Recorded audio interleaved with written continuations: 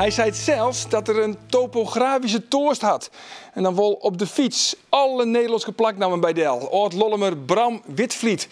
En alle hazen in Friesland bij Waskogen. Voor Rijdse Spanninga is het wielseizoen weer iepenen. Goeiem, dit is Bient. Op de dag dat de sportkaterns echt vol stien hoe het opvallende wereldrecord van Ted-Jan Bloemen. 7 seconden ligt Bloemen voor op het schema van het wereldrecord. Dit is een nieuw wereldrecord op de 10 kilometer. Jorrit Bergsma op voorsprong. Hij doet een aanval op het nieuwe wereldrecord van Bloemen. En dan lijkt Kramer de handdoek te werpen. Bergsma rijdt zich stuk op de tijd van Bloemen. Rijdt zich zo stuk dat Kramer ineens weer terugkomt. Want kijk, de Olympisch kampioen buigt voor Kramer. En Kramer buigt voor Ted-Jan Bloemen. Want zo is het en niet anders. Ja, een juichende Ted-Jan Bloemen. Siep Hoekstra, welkom. Hoi. Op dit stuit retreatcoach in Tjinst van Wit-Rusland. Ted-Jan Bloemen is wel een oortpupil van Dij, doe nog in het gewest Friesland.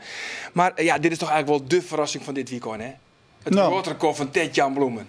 Nou, eigenlijk net. Eigenlijk net? Nee, toen er bij het gewest hier er al... hij is toen Nederlands kampioen geworden. Deze jongen die had natuurlijk een verschrikkelijke protte talent. Alleen nog terug wat er van de morgen ik in de kranten stier al. Net echt professioneel.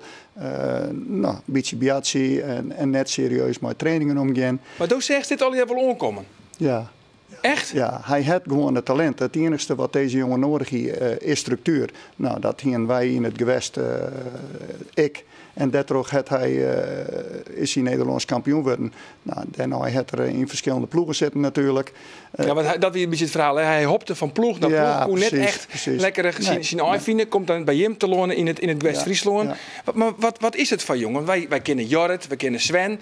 Maar we kennen Ted-Jan. Die kennen wij eigenlijk helemaal net. Voor die is wel een verrassing. Hè? Ja, toch? Ja, zeker. Ja, nou, het wie een onzekere jongen. Ik bedoel, het enige wat hij nodig hier weer vast. En ik weet nog dat er bij u op de bank zit en te wachten op een telefoontje van Pieter Muller dat er naar die internationale ploeg zoekt. Hij zit bij hem op de bank, omdat hij even skarrelen met die dochter. Ja, dat bedoelt? Ja, klopt. Hij wint die squash hoor. Klopt. Hij druk het laatste week op. En toen hebben wij gezegd van... Het is hartstikke mooi, hè? Dan moest hij oorsproken uit West-Friesland, want ik bedoel, oost komt het net goed. En gewoon Nederlands kampioen worden, trainen. Nou, dat had het dient. En hij had het verschil goed oppakt. We hadden nog een rieder bij Helle, Marco Ooyevaar, om hem wat steun te aan op de langere afstand. Want dat woord er, dat hier er toen al verhollen. Ik wil 10 kilometer rijden, ik wil alleen maar 10 kilometer rijden. Dus hij is toen bij ons, wij hem eigenlijk opleiden. Hè? Want door die jongens van het gewest, Karsten en Deje, die hebben hem eigenlijk het fietsen leerd. Karsten en Deje, waar ben je dat? Die zitten toen de tiert in het gewest, Karsten van Zeil en Deje Wiemega. Nou ja, die hebben deze jongen het fietsen leerd, want hij kon helemaal niet fietsen. Maar toch, want voor de grote publiek is hij toch de grote onbekende. Kende jij hem, Ted-Jan Bloemen? Ik kende Ted-Jan Bloemen wel, ja, maar niet dat hij in staat was om een wereldrecord te rijden. Nee, toch? Geen idee van. Ja. Want als we het daarover hebben, dan denken we toch eerder aan Sven Kramer, Jorrit Bergsma. Want iedereen staat ook te wachten op de laatste rit eigenlijk, hè? Sven en Jorrit. Niemand rekende eigenlijk op Ted-Jan Bloemen. Nee, u zijn dan in je man, Siep Hoekstra. Nou, hij had de potentie. Ik bedoel, er moest net vergeten dat de prestatie dichthiet in Nederland, die is natuurlijk verschrikkelijk. Ik bedoel, er zijn zoveel goede rieders. Ik bedoel, als dat vergelijkt is met Wit-Rusland, daar heb ik maar één, Vitaly Michailov. Die is 29 jaar, die stond op een Viking race met Wouter Oldeheuvel op het podium. En daarna, hij hoeft niks te doen. Hij wordt altijd Belarus nationaal kampioen. Ja, maar toch, als je de beste bent, ben je toch de beste? Als hij een wereldrecord rieden in Canada of in Salt Lake City, dan ken je dat toch echt? Ja, maar je hebt ook trainingsmaten nodig natuurlijk. En toen het tiert in het gewest Friesland, maar de landtrainingen en op het eerst weer net die hem bijhouden koer. Maar goed, wij hebben dat toen van elkaar gekregen, omdat wij hem die structuur aanbenen. En en zo nou en dan weer even te plak zetten. Van, hé jongens, net in doel u tegen verliezen.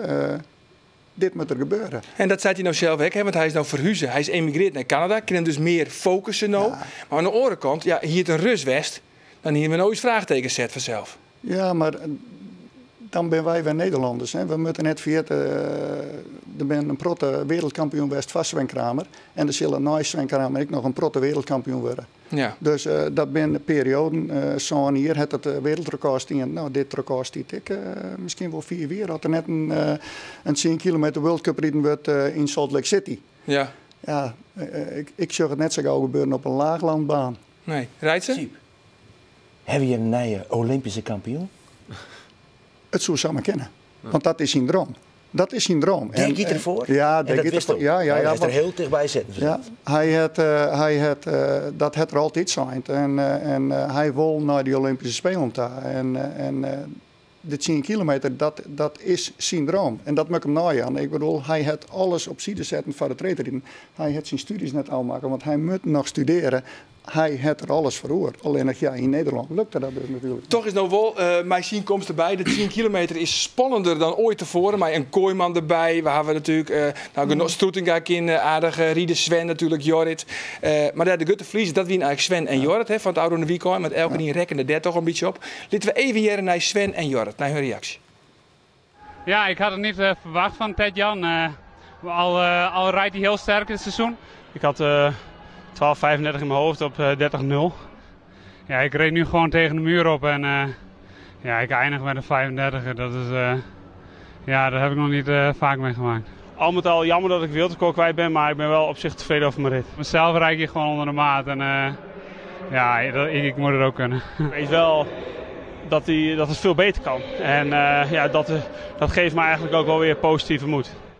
Ja, dat weer de reacties van Sven Kramer en Jorrit Bergsma bij de collega's van de NOS. En nog op 1, hè, Sven. Nog wel 180 punten. Je staat, op die 3 afstanden staat hij nog wel op. Ja, oké, maar elke die zegt toch echt vooral van ja, het wie nou mogelijk, hè, een wereldrecord. En heb jij het gezien allemaal? Ik heb het niet gezien, maar ik ben wel benieuwd of Sven Kramer nou getergd is om het weer terug te pakken, dat wereldrecord.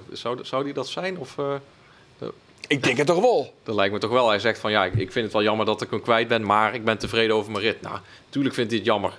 Toch? Ja, Het is dat ook een denk ik echt. sponsor. Als je echt de sportman bent, dan vier je het erg. En Ja. dan doe je er alles aan. tevreden. En dan doe je er alles aan om het waarom te pakken. Alleen ik denk, ik denk dat er nieuwe namen komen. Ik bedoel, nou ja, van mezelf. Ze hebben de keuze maken van Klaver om letter naar Calgary te gaan natuurlijk. Dus is maar zo'n 8 uur een tijdsverschil. Dus dan moest ik zo'n 8 dagen acclimatiseren. Ja, het team van Jelle Anema. Ja, dat is til net erheen gegaan. En dan ga je dus een week later naar Salt Lake City. Wat Nog eens weer heger. Wat 300 meter heger laat. Ja. En ik bedoel, een dag en 300 meter de richting. Voor 300 meter hechteverschil moest ik een dag nemen. Nou ja, en dan... En daar heeft Jelle Anema gewoon een fout maken. Jelle, als Nou, dit dat jost, denk ik. dan is het gewoon helemaal mis. Nou, Ja, nee, ja Jelle. Zo nou en dan moet je dat woordje eventjes Jelle Ze zeggen. hebben Wilde wel fout- hebben. Ja, toch? Jelle. Nee, maar dat denk ik wel samen. Maar ik denk natuurlijk dat ze nou dit... er is natuurlijk in het hotel best wel even geanalyseerd van wat er je fout ging. Ja. Ze hebben, en dat had ik Thailand op de televisie. Ze hebben... in het begin wonnen ze niks. Ze zien het oerlijk correct naast. En op een gegeven moment, maar de massastart, nou ja, dat is, vind ik zelf een spultje. En dat beheersen ze natuurlijk als net in een oor. Ja. We zullen het volgen. We blijven het volgen voor zelfs het reetrieden. Dank, Siep, voor die komst. Een bijzondere moeting tussen vlechtelingen en Frieske huishoudings. Je kunt het aanzien in onze riegen van deze week oer niet en eat. En we blijven nog even bij het eten, want Rijtse, de heeft op hazenjacht West. Jazeker. Prachtig. Ja, want In de natuur en bij beesten bezig. Ik ben een dierenvriend. ja. Ik hoor alleen net zo van katten, dat is het enigste. Maar Ook- voor de rest... Maar is het nou populair eigenlijk, wild op tafel? Is dat een populair gerecht? nou, in het kader van het is en bloed het allerbeste scuttleflies wat er is. Ik bedoel, Oh ja? er is net beter scuttleflies dan wild. Dat is Indian. En ja, dat zal ik haast wel in een filmpje wel even naar voren te komen. Maar wat ik belangrijk vind, er is natuurlijk een hele discussie hoe het wild. Hè, van, maai dit nou wel of dit wel. Dus Ja, maar toen heeft een foto zetten op Twitter. Ja. Volgens mij is die foto ergens te zien? Ja, achter Siep is die foto te zien. Ja. Mooi, 2 hazen en de jager. En dan Ja. krijg je natuurlijk ook gelijke reacties op ik internet. was een beetje als zieke geest. Ja, ik had hier een reactie van Ton in het veld. En hoe voelt het dan om zo'n prachtig beest dood te schieten? Dat is dan een negatieve reactie. En Ja. Stefan Rauw reageert dan weer maar mensen slaan niet door. Het is maar een haas. Gaan we straks ook nog moeilijk doen om een muis. Ja. Wat stoot u er eigenlijk überhaupt wat van hoor? Nou, altijd wel iets natuurlijk, maar het is natuurlijk zo dat de hele jacht, op zich op jacht is gewoon nuttig. En dat wil ik wel even heel duidelijk stellen. Ja, stel meneer in het veld even gerest. Het is dus zo. De natuur in Nederland is zo verschrikkelijk liet. Een spjeldekopje op de wereldkaart. Echt, het is niks. En als je dus het net beheerst, als het dus net onderhoudt, dus krijg als een tuin, als het net skoffelst, dan komt het onkruid en dan giet het maar terug. En dat is maar wild. Ik zei, krijg ziektes. Een groot voorbeeld is gewoon de gozen. Ja. We mochten niet net met de gozen. Het is een ramp. En dus bestaat nou het loning hier? Nou ja, en een goede jager zit ik net, hè. Een goede jager zit, want we hebben nou de hazenstand trouwens in Zuidwest-Friesland is meer dan goed op dit moment. Het is wel heel slecht. Er is een ziektewest onder de hazen. Ja. Die mochten we net oppakken omdat we bang waren dat de ziektes uitdraagbaar waren op meesken. Dus dat ken ik, hè. Het wild kan dus ik ziektes uitdragen op meesken. Dus dan moet het onderhouden. Dus alle argumenten om te zeggen van we moeten ze nou dan gewoon echt op jacht. Ik wil het echt zien, want ik wil daar in actie zien. Doe maar. Ja, zullen we gewoon gaan? Doe maar. Gooi hem er maar in. Ze zoeken erin van... 15 oktober tot 31 december. Precies. En dit is die land hier? Dit is het land van de boer Ja, dat snap ik. en wij hebben het jachtrecht. Nou Jan, zo het veld in? Doen we. Ja, hij is nog geen patroon, niet? Ik pak nog even een paar patronen. ze zit- Die heb ik hier in de riem. Ja? Een beetje uit het zicht, anders lijkt het een beetje cowboyachtig. Ja, dat ben ik geen cowboy. Zo is het.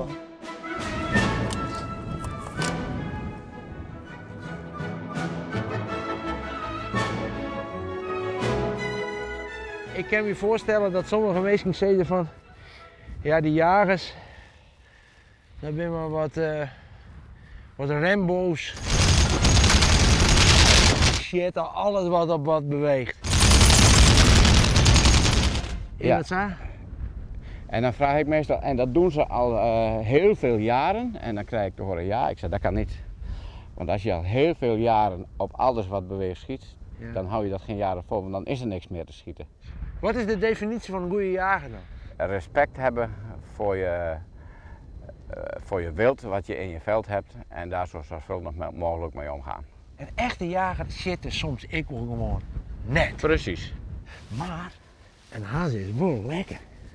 Absoluut. Heerlijk. En als Lekker, het kan, Ja? dan moet je daar ook van genieten. En dat is het tweede deel van jacht, vind ik. Ja.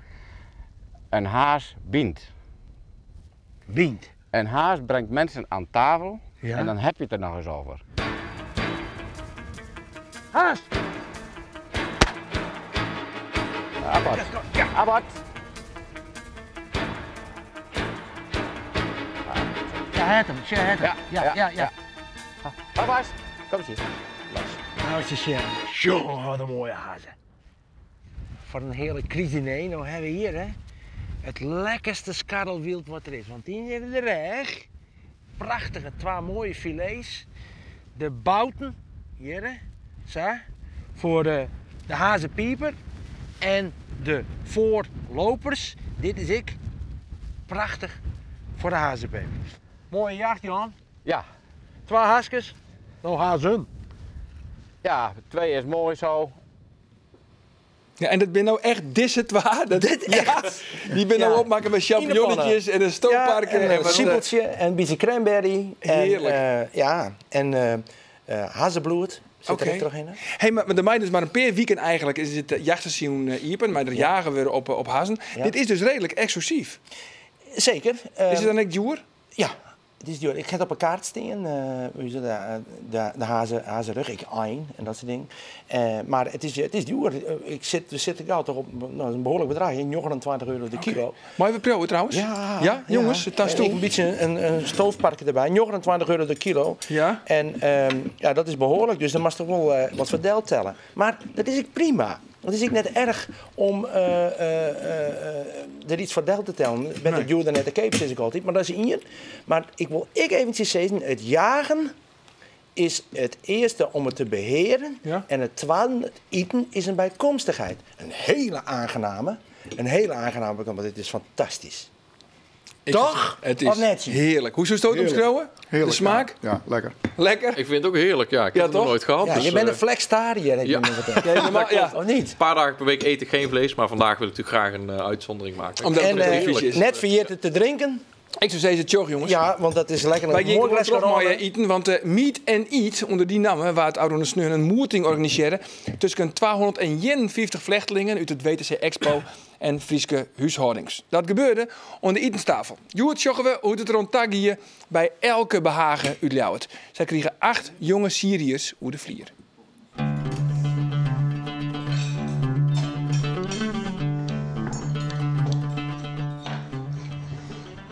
Het is een heerlijke, fijne dag. Ik ben zo blij deze mensen over de vloer te hebben. En ja, hun de ruimte geven en even weer te zijn wie ze zijn. Ah, lieverd. Vrouw, moeder, kind. De ene zit voetbal te kijken en de ander achter het aanrecht. En ik heb zoiets van, jongens, we zijn thuis. Even lekker thuis zijn voor ze. No, my dear. Kijk. What are you cooking?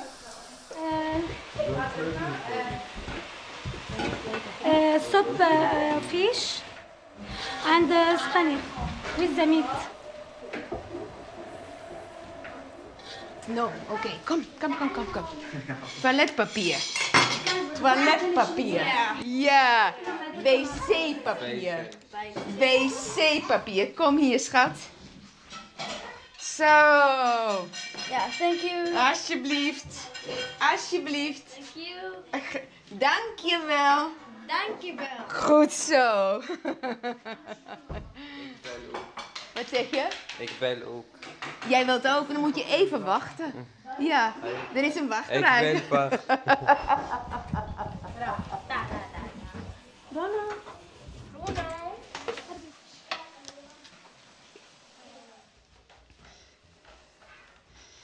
Ah, ik heb een idee. Ik ga mijn grote klaptafel nog bijzetten. Dan hebben we een hele lange tafel. Gaan we met z'n allen daar zitten. I take this, you're the... Yeah. Okay. Then we take that chair there.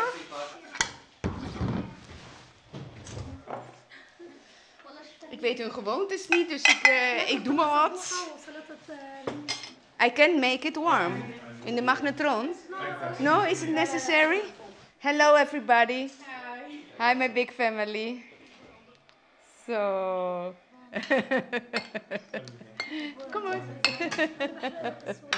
Smakelijk eten. In Dutch we say smakelijk eten. Have a good... Ja, eet smakelijk.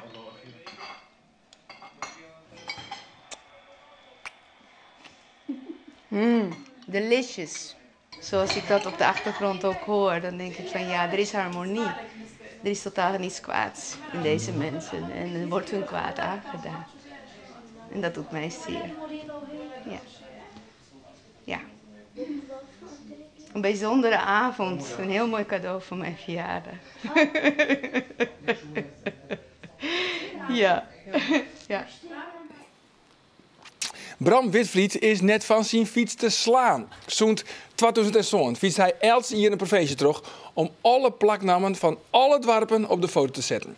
Dit hier, wie Friesland onder de beurt. En de laatste kilometers in onze provincie ben Joert Krekt verrieden. We zijn nu aan het fietsen richting Britswert. Ja, het waait dus ook altijd in Friesland. Dat kan je misschien aan een kapsel zien, want het zit normaal niet zo. Typisch Fries landschap dit, hè. Volgens het weerbericht zou ik hem mee moeten hebben. Zuidwestenwind, windkracht 2. Maar daar heb ik vandaag nog bijzonder weinig van gemerkt. En als Blessum, het allerlaatste plaatsje, heb ik daadwerkelijk alle 419 plaatsen in Friesland bezocht. Ja, Bram, de vraag die eigenlijk iedereen hier om tafel bezighoudt. Waarom? Waarom in godsnaam, waarom? Nou, het doel is tweeledig. Het is eigenlijk letterlijk een uit de hand gefietste hobby. Ja. In 2007 ontdekte ik de passie voor het fietsen. Ik vond het gewoon heerlijk om buiten te zijn, van de natuur te genieten, muziekje te luisteren. Of als er een vriend of vriendin meeging, gewoon met z'n tweeën een gezellige dag te beleven. Tot zover kan ik je prima volgen. Ja, Maar dan komt op één keer die kronkel zo van... ik wil alle dorpen van heel Nederland op de foto zetten. Ja, dat begon ook als een weddenschap. Ook met wat vrienden. Er zei iemand op een gegeven moment... jij kan echt niet voor het eind van het jaar... alle plaatsen van Brabant, waar ik vandaan kom... dat zul je waarschijnlijk wel kunnen horen. Ja, want je woont in Eindhoven. Nee, ik woon in Nijmegen, maar ik kom oorspronkelijk uit Eindhoven. Al ben ik wel geboren in Friesland overigens. Ja, in Lollum toch? In Lollum ben ik geboren, maar op mijn 4e zijn wij naar Eindhoven verhuisd. Dus ik ben daar opgegroeid. Maar daar ontstond de weddenschap van... nou, jij kan echt niet aan het eind van het jaar... alle plaatsen van Brabant affietsen. Nou, dat liet ik mij niet 2 keer zeggen. Dus toen ging ik dat ook echt doen. Terwijl ik fietsen wel leuk vond... maar ik vond het nou niet echt fantastisch. Alleen toen had ik dat dus gedaan. Ja. En ik had met allemaal mensen weddenschappen afgesloten... van nou, als je dat haalt aan het eind van het jaar... krijg jij van ons een stuk taart of een reep chocola. Nou, toen had ik dat allemaal gehaald. Of hazenpeper. Of inderdaad... dat kan ook nog. Dat had ik toen nog niet gegeten. Maar, het jaar daarop in Limburg precies hetzelfde idee. Het jaar daarop Flevoland ook. Het jaar daarop ging ik in Nijmegen studeren. Hetzelfde verhaal. Alle dorpjes langs. Ik vond fietsen intussen echt heel erg leuk. En wat voor fiets? Want dat vreegt batterijen? Nee. Geen batterij of elektrische fiets. Echt een normale stadsfiets. Knap hoor. Ook echt geen wielrenfiets. Het gaat echt om het fietsen zelf. En niet om de gemiddelde snelheid. Maar in Friesland met muts? Ja. In Friesland zelf heb ik niet die heb ik voor vandaag toevallig gekocht hoor. Maar ik zal zo op Friesland komen. Alleen in 2011... Toen ik door Groningen ging fietsen, de 5e provincie, toen dacht ik, nou, dat hele weddenschapverhaal, dan moet ik een beetje tot een hoger niveau tillen. Want iedereen wat ze opschrijven, zijn ze bij voorbaat toch al kwijt. Want ik zou het toch elke keer weer halen aan het eind van het jaar. Dus toen dacht ik van, ik wil dat een beetje koppelen met iets met het milieu. Want ik ben altijd wel begaan met de natuur. We hebben thuis heel lang geen auto gehad, staan we altijd op linkse partijen. Dus ik dacht van, misschien moet ik de fiets, dat toch echt een duurzaam vervoersmiddel is, daar wat meer in betrekken. Dus toen ging ik op Google zoeken. Wat is nou in het geval van de provincie Groningen de organisatie die ik met geld kan steunen met mijn fietshobby? En dat was de Groningse Milieufederatie. Dus toen heb ik aan iedereen die ik eerst vroeg van nou, doe maar weer een reep chocola of wat dan ook, ging ik een klein geldbedrag vragen. En toen heb ik een mooi geldbedrag voor Milieufederatie Groningen opgehaald. Ja. In 2011, dat was destijds €520. En dat is in de jaren daarna Overijssel, Utrecht, Noord-Holland en dit jaar Friesland is het elke keer opgelopen. Dus dit jaar haal ik ook zoveel mogelijk geld op voor de Friese Milieufederatie met mijn hartstikke met mijn mooi. Want je zei net al in het filmpje van je klaagt een beetje dat je in Friesland altijd tegenwind had. Ja, hè? Dat altijd. heb je alleen in Friesland? Nou ja, in Friesland, ja, Groningen ook wel een beetje, want dat is ook echt een heel open landschap. Maar in Friesland is het me echt opgevallen dat ik die wind altijd tegen lijkt te hebben. En veel lekke banden ook gehad of niet? Nee, dat niet eens. Mijn band is nooit lek gegaan. Maar die wind, het is toch echt, dat was wel wat. Ja. Hey, nog wel eventjes, want heb je nooit gedacht van, waar ben ik eigenlijk mee bezig? Nou, dat heb ik wel af en toe gedacht. Want en wanneer dan? Nou ja, dat zijn vandaag. Vandaag niet. Maar dat zijn toch, als het bijvoorbeeld heel hard begint te regenen, of als ik er na 150 kilometer echt doorheen zit, dan denk ik wel eens van jongens, ja, ik wil wel naar huis, ik wil niet meer. Maar ja, natuurlijk ga je dan door, want ik ben er al zo lang mee bezig. En wat is nou, je fietst door Friesland, en wat is dan het meest bijzondere dorpje waar je dan, dat je denkt, nou, daar heb ik echt nog nooit van gehoord? Het meest bijzondere dorpje? Ja, daar gaat het uiteindelijk om, toch? Nou, ja, kijk, het gaat om dat ik al die plaatsen langs fiets en foto's van de bordjes maak, dat ik dat zelf heel erg leuk vind. Maar het gaat dus ook om het feit dat ik een goed doel steun. Ja, natuurlijk. Ja. Maar heel erg leuke dorpen. Ja, ik moet natuurlijk Lollum noemen, want daar ben ik geboren. Dat is een heel klein dorpje. Jorwert. Ja, daar ben ik toevallig vandaag dan nog doorheen gekomen. Oh, echt waar? Ja. Maar daar was ik voorheen ook al langs gefietst. En die Radboud, dat heet de Radboudkerk, toch? Die daar staat. Ja, dat vind ik een fantastische kerk. Maar dat is ook heel karakteristiek van Friesland, dat er heel veel oude kerktorens in de dorpjes te bewonderen zijn. En soms zelfs uit de 13e eeuw. Dus dat vind ik Bram, het is een prachtig initiatief. En nog eventjes, nog 3 hier hè, en dan ben je klaar. Dan val je natuurlijk in het bekende zwarte gat. Dat klopt, ja. Ik moet hierna nog 3 provincies. Zeeland, Zuid-Holland en Drenthe. En daarna, dan ben ik dus klaar in Nederland. Dan zal ik sowieso in een zwart gat vallen. Want ja, waar moet ik dan gaan fietsen? Frankrijk, Duitsland. Heel Europa. Heel Europa. Hey, bedankt dat je hier was, Bram. Heren, je merkt tierentank voor je komst. Ons Safir bient van nou nog een hele gezellige joen. Tjoch.